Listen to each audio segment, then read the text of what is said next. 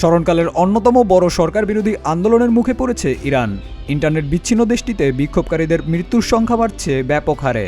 বহির্বিশ্ব থেকে কার্যত বিচ্ছিন্ন দেশটিতে চলমান আন্দোলনে বিভিন্ন সংবাদ মাধ্যমের খবর অনুযায়ী 12 শিশু ও নিরাপত্তা রক্ষী সহ 2571 জনের প্রাণহানির তথ্য সামনে এসেছে। এমন পরিস্থিতিতে কঠোর ব্যবস্থা নেওয়ার হুঁশিয়ারি দিয়েছেন যুক্তরাষ্ট্রের প্রেসিডেন্ট ডোনাল্ড ট্রাম্প।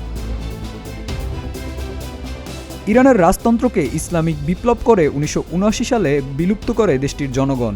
বিপ্লবটির দীর্ঘ সময় পর ইরানের সর্বোচ্চ ধর্মীয় নেতা আয়াতুল্লাহ খামিনির শাসনের বিপক্ষে বিক্ষোভে নামে লাখো জনতা।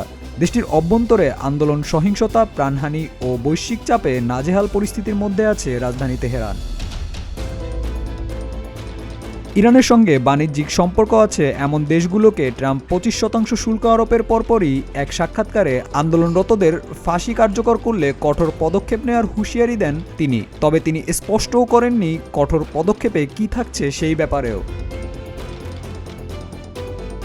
সম্প্রতি ভেনেজুয়েলায় হামলা করা দেশটির প্রেসিডেন্ট নিকোলাস মাদুরোকে আটক করে ট্রাম্পের নেতৃত্বাধীন বাহিনী। এমনকি 2019 সালে ইসলামিক স্টেট আইএসের তৎকালীন নেতা আবু বকর আল বাগদাদিকে হত্যার প্রসঙ্গও টেনে আনেন ট্রাম্প। ইরানের সহায়তা পাঠানো এবং গণতন্ত্র ফিরিয়ে আনার প্রসঙ্গে বার্তা সংস্থা রয়টার্সকে ট্রাম্প বলেছেন, মৃত্যুর সংখ্যা আমি অনেক কম ও অনেক বেশি সংখ্যাও শুনতে পেয়েছি, তবে তা ধারণার চেয়েও বেশি। আদর্শগতভাবে আমরা সেখানে গণতন্ত্র দেখতে চাই। আমরা চাই না ইরানের জনগণ খুন হোক, তাদের ন্যূনতম স্বাধীন দেখতে চাই। জাতিসংঘে ইরানের দূত আমির সাইদ ইরাভানি ট্রাম্পকে দোষারোপ করে জাতিসংঘের সিকিউরিটি কাউন্সিলে চিঠি পাঠান। সেখানে ট্রাম্পকে তার দেশের অভ্যন্তরীণ রাজনৈতিক পরিস্থিতিকে নাজুক ও সহিংসতা উস্কে দেওয়ার অভিযোগ করেন তিনি।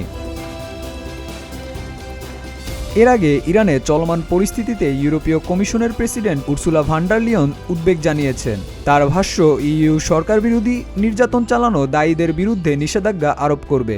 এমনকি বিক্ষোভটিতে অতিরিক্ত বল প্রয়োগ করা হয়েছে।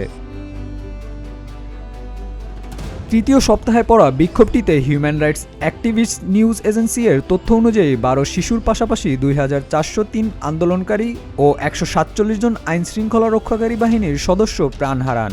9 জন বেসামরিক নাগরিকও প্রাণ হারান যারা আন্দোলনে অংশ নেননি। আটক হয়েছেন 18,000 নাগরিক।